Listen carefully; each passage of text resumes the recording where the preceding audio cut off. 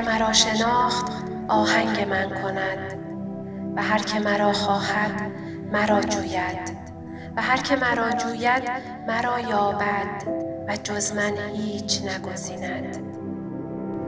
در این عالم کاری ندارم الا دیدار، آن دم که با خدای برآرند دمی بود باقی.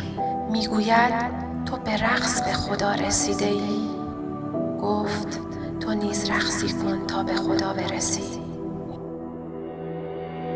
من حلقه های زلفش از عشق می شمارم، ورنه کجا رسد کس در حد و در شمارش.